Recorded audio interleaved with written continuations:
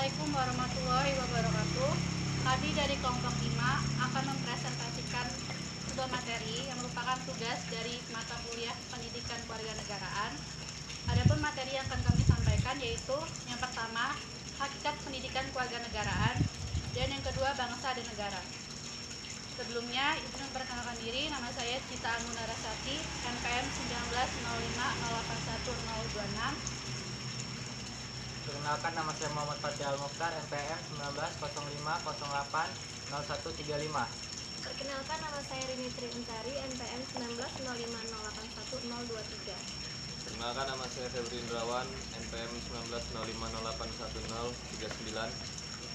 Perkenalkan, nama saya Rizko Wijaya, NPM 1905081022. Saya Bima Anhas, NPM 1905081017. Materi pertama akan dibacakan oleh Rini Triuntari. Pertama, hakikat pendidikan kewarganegaraan. Sejarah pendidikan kewarganegaraan. Di Indonesia, pelajaran civic sudah dikenal sejak zaman Hindia Belanda. Burger Kunde. Pada zaman ini ada dua buku yang digunakan sebagai sumber pelajaran. Setelah Indonesia merdeka, pelajaran civic mengalami beberapa perubahan istilah. Perubahan tersebut sangat berkaitan dengan kebijaksanaan pemerintah waktu itu dan kurikulum sekolah yang digunakan. Hingga pada kurikulum 2006 KTSP berubah menjadi pendidikan kewarganegaraan sampai sekarang. Definisi. Menurut Undang-Undang Pendidikan Nomor 2 Tahun 1989 menyebutkan bahwa pendidikan kewarganegaraan merupakan usaha untuk membekali peserta didik dengan pengetahuan dan kemampuan dasar berkenaan dengan hubungan antara keluarga negara dengan negara serta pendidikan pendahuluan bela negara. Berkaitan dengan pengertian di atas ditulis oleh Nur M.S. Bahri dalam buku Pendidikan Kewarganegaraan.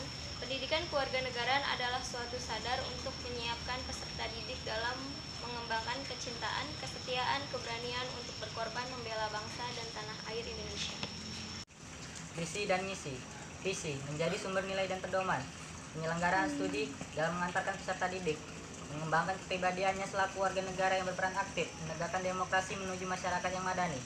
Misi, membantu peserta didik selaku warga negara agar mampu mewujudkan nilai-nilai dasar perjuangan bangsa Indonesia, serta kesadaran berbangsa dan bernegara dalam menerapkan ilmu secara bertanggung jawab terhadap kemanusiaan. Tujuan umum untuk memberikan pengetahuan dan kemampuan dasar kepada generasi muda mengenai hubungan antara warga negara dengan negara, serta pendidikan pendahulu bela negara agar menjadi kewarganegaraan yang dapat diandalkan oleh bangsa dan negara. Tujuan khusus agar peserta didik dapat memahami dan melaksanakan hak dan kewajiban secara santun, jujur dan demokratis, serta ikhlas sebagai warga negara Republik Indonesia yang terdidik dan bertanggung jawab. Fungsi pendidikan kewarganegaraan: 1. Mengembangkan kecerdasan warga negara. 2. Membina tanggung jawab negara. 3. Mendorong partisipasi warga negara. Selanjutnya, pandangan pakar. Pertama, menurut Sudiarto berpendapat bahwa pengertian pendidikan kewarganegaraan ialah pendidikan politik yang bertujuan demi membantu peserta didik agar menjadi seorang warga negara yang memiliki pengetahuan politik secara dewasa serta mampu berpartisipasi dalam membangun sistem politik yang demokratis. Kedua, menurut Merpin Panjaitan, pengertian pendidikan kewarganegaraan ialah sebuah pendidikan demokrasi yang memiliki sebuah tujuan dalam mendidik generasi penerus supaya jadi warga negara yang memiliki jiwa yang demokratis serta partisipasi melalui pendidikan yang berbasis dialog. Yang ketiga, menurut Henry Randall White, pengertian pendidikan kewarganegaraan menurut penuturan Henry Randall White merupakan sebuah ilmu yang mempelajari hubungan antara manusia dengan manusia di dalam berbagai perkumpulan yang terorganisasi baik dalam organisasi sosial, ekonomi, politik, serta hubungan negara dengan warga negara. Yang keempat, menurut Kerr, pengertian pendidikan kewarganegaraan memiliki sebuah definisi yang luas, melingkupi tahapan penyiapan generasi penerus bangsa yang memiliki peran serta tanggung jawab sebagai seorang warga negara. Dalam arti khusus, pendidikan kewarganegaraan merupakan segala materi yang ada dalam persekolahan, pengajaran, dan belajar sebagai bagian dari proses mempersiapkan warga negara. Materi kedua, bangsa dan negara. Definisi bangsa dan negara. Bangsa adalah orang-orang yang memiliki asal keturunan adat, bahasa, dan sejarah, serta pemerintahnya sendiri. Menurut KBBI, Bangsa adalah sekelompok manusia yang biasanya terikat karena kesatuan bahasa dan wilayah tertentu di muka bumi. Dengan demikian, bangsa Indonesia adalah sekelompok manusia yang memiliki kepentingan dan menyatakan dirinya sebagai suatu bangsa serta berproses di dalam wilayah Nusantara Indonesia. Unsur-unsur pembentuk negara. A. Bersifat konstitutif, terdiri dari rakyat, wilayah, dan pemerintah yang berdaulat. Rakyat adalah sekumpulan manusia yang dipersatukan oleh rasa kebersamaan dan sama-sama mendiami suatu wilayah tertentu. Wilayah adalah unsur negara yang harus terpenuhi karena tidak memungkinkan ada negara tanpa batas-batas teritorial yang jelas. Wilayah meliputi daratan, udara, dan perairan, samudra, laut, dan sungai. Pemerintah yang berdaulat adalah alat pelengkap negara yang berfungsi memimpin organisasi untuk mencapai tujuan bersama didirikannya suatu negara. Pemerintah melalui aparat dan alat-alat kelengkapan negara yang menetapkan hukum, melaksanakan ketertiban dan keamanan, mengadakan perdamaian, dan lainnya dalam rangka mewujudkan kepentingan rakyat yang beragam. B. Bersifat deklaratif, terdiri dari de facto dan de jure. De facto adalah pengakuan atas fakta adanya suatu masyarakat politik yang telah memenuhi 3 unsur negara, yaitu rakyat, wilayah, dan pemerintahan yang berdaulat. De jure adalah pengakuan atas sahnya suatu negara berdasarkan pertimbangan yuridis menurut hukum. Selanjutnya, teori terbentuknya negara.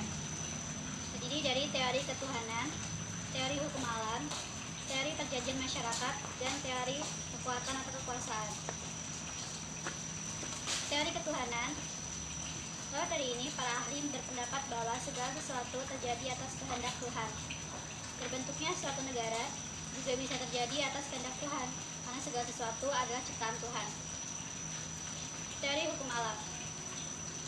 Negara dianggap terjadi karena faktor alamiah, sama seperti waktu seorang lahir atau meninggal. Negara terjadi secara ilmiah dengan bersumber dari manusia sebagai makhluk sosial yang memiliki kecenderungan berkumpul dan saling berhubungan untuk mencapai kebutuhan hidupnya.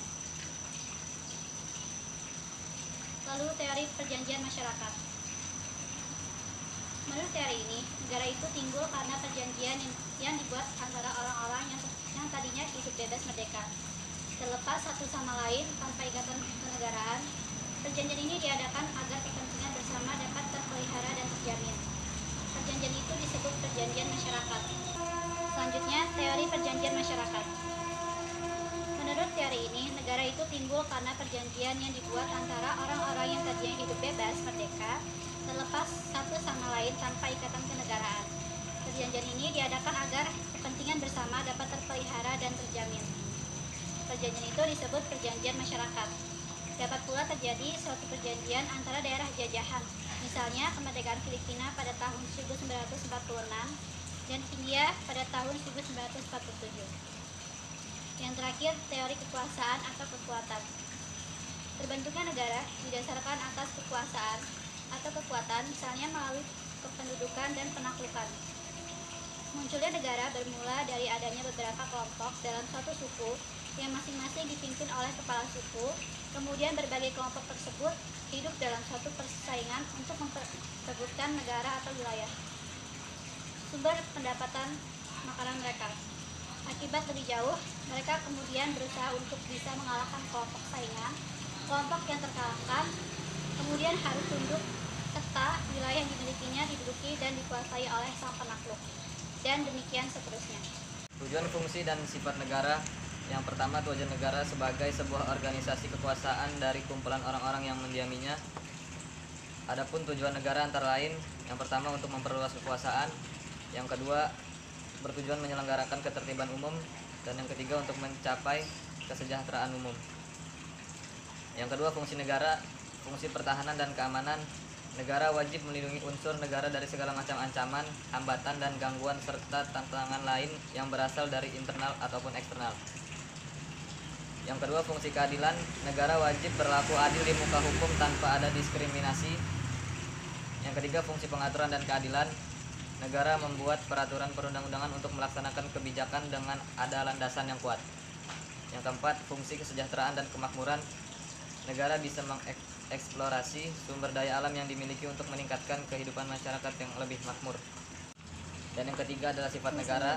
Yang pertama, sifat memaksa. Negara dapat memaksakan kehendak melalui hukum atau kekuasaan. Negara memiliki kekuasaan memaksa agar masyarakat tunduk dan patuh terhadap negara tanpa ada pemaksaan fisik. Yang kedua, sifat monopoli. Negara dapat menguasai hal-hal seperti sumber daya penting untuk kepentingan orang banyak. Dan yang terakhir adalah sifat totalitas. Semua hal tanpa pengecualian menjadi wewenang negara. Macam-macam bentuk negara. 1. Negara kesatuan. Negara kesatuan adalah bentuk suatu negara merdeka dan berdaulat dengan satu pemerintah pusat yang berkuasa mengatur seluruh daerah. Namun dalam pelaksanaannya, negara kesatuan dibagi ke dalam dua macam, antara lain: yang pertama, negara kesatuan dengan sistem sentralisasi adalah sistem pemerintah yang langsung dipimpin oleh pemerintah pusat. Sementara pemerintah daerah di bawahnya melaksanakan kebijakan pemerintah pusat. Yang kedua, negara kesatuan dengan sistem desentralisasi adalah kepala daerah diberikan kesempatan dan wewenang untuk mengurus urusan pemerintah di wilayahnya sendiri. Sistem ini dikenal dengan istilah otonomi daerah atau swatantra. 2. Negara serikat. Negara serikat atau federasi merupakan negara gabungan yang terdiri dari beberapa negara bagian dari sebuah negara serikat. Pada mulanya negara tersebut merupakan negara yang merdeka, tetapi setelah menggabungkan diri dengan negara serikat, dengan sendirinya negara tersebut melepaskan sebagian dari kekuasaannya dan menyerahkan kepada negara serikat. A. Monarki. Pemerintah monarki adalah model pemerintah yang dikepalai oleh raja atau ratu.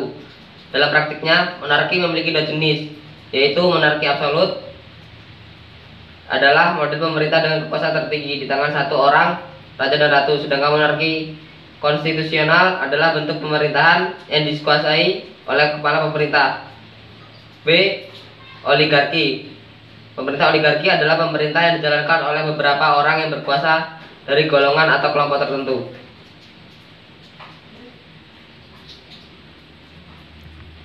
Yang ketiga, demokrasi. Pemerintahan model demokrasi adalah bentuk pemerintahan yang bersandar pada kedaulatan rakyat atau mendasarkan kekuasaannya pada pilihan dan kehendak rakyat melalui pemilihan umum. Demikian presentasi dari saya. Saya akhiri. Wassalamualaikum warahmatullahi wabarakatuh. Sekian presentasi dari kami. Mohon maaf jika banyak kekurangan. Kami akhiri. Wassalamualaikum warahmatullahi wabarakatuh.